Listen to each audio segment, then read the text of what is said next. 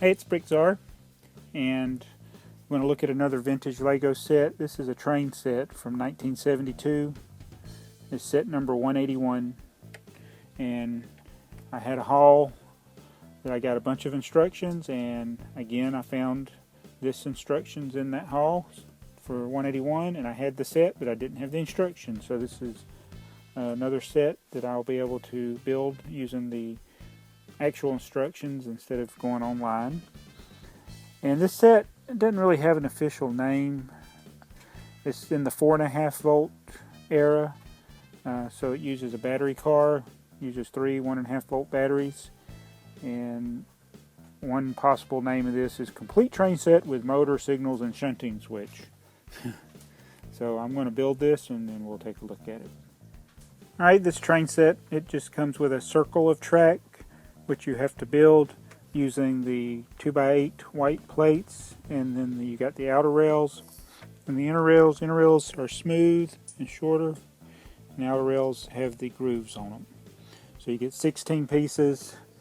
It is compatible though as far as the width with current trains, so like the Horizon Express there, it will run on this track.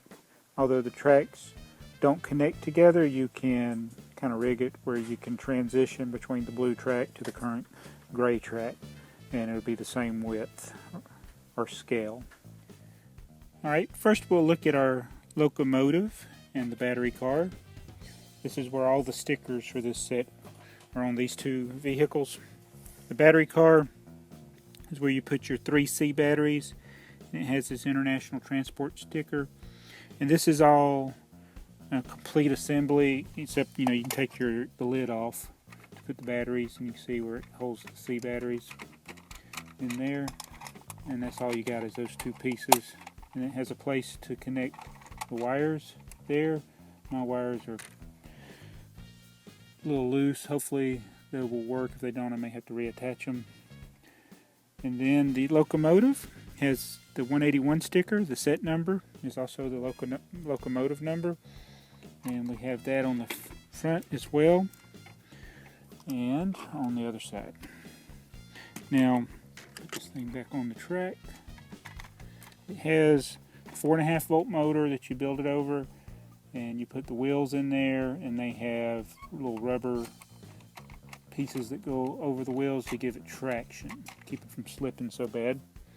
And one feature I do like about this particular locomotive is it's got a lot of yellow windows. The 1x1 yellow windows and the 1x2x1 yellow windows, those are they're not completely rare, but they are more rare than the red and the white. So they're usually expensive if you have to buy them by the piece. It's got a yellow piece there for the maybe that's the whistle, because you got the smokestack there. It uses a assembly that's I think it's 6x16 that has the magnets on the front and the back. And one thing about this era of 4.5 volt is your magnets were north and south. You either had north or south. And the magnets today, they're designed to flip around because opposites repel, opposites attract and likes repel. So the red and the blue will attract each other, but if you try to put two blue magnets together, it's not going to work. They're going to go to the side. It won't attach. But if you do the red, they go together. So that was a drawback to these, is that you had to orient your cars one particular way. You couldn't flip them around the other way. So that's the locomotive. Now let's look at some of the other cars. Alright, the next car is the flat car, which I'm assuming that's what it is. It's got a fence around it, but it looks like a flat car to me, or a gondola. Probably more likely a flat car. And then the last car is some type of hopper car with some weird window thing in the back. It uses the 1x2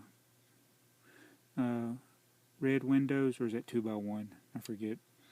Just got a couple of those. Just a weird design. I don't know if that's supposed to be like some kind of caboose hopper car combination or some kind of work vehicle.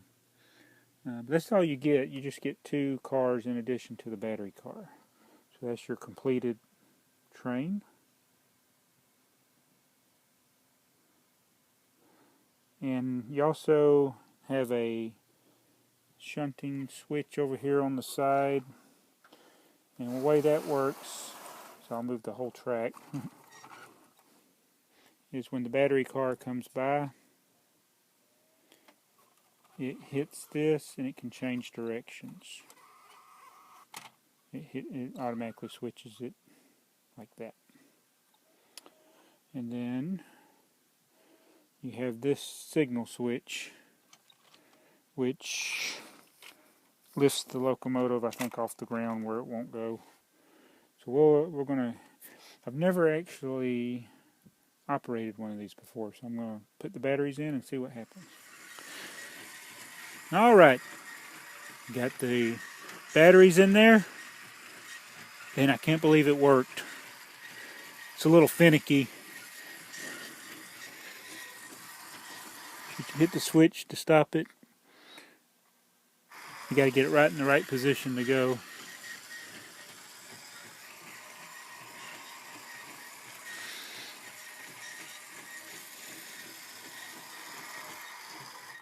And you can also do that with the stop switch. Oh no!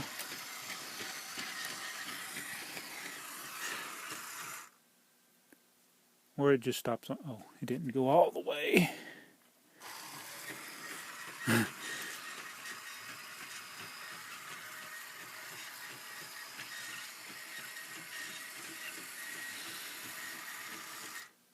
It just stops. So, uh-oh, derailed.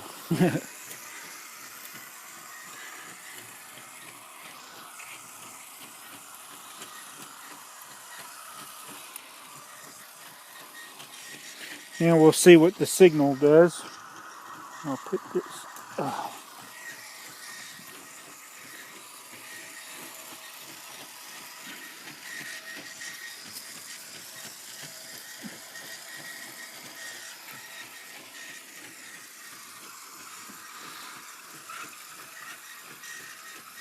Doesn't do anything.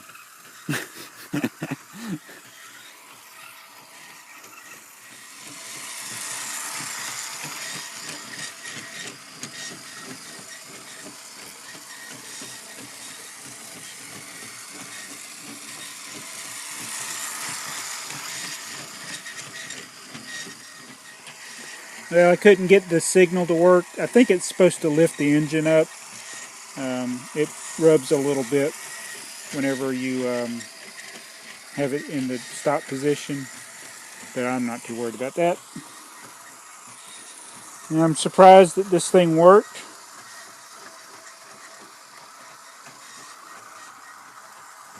I didn't have to do any tweaking to the wires or the motor, so pretty cool for a 41-year-old set. So one of the early trains, not the earliest, but one of the early 4.5 volt line. It is the complete train set with motor, signals, and shunting switch. Not a very creative name. Anyway, I'll be doing more Lego train reviews over time, just as I feel that I can get to them. So please comment, like, and subscribe, and you'll be seeing more vintage stuff like this, and hopefully some other even better train items and other Lego sets. Thanks for watching BrickTsar.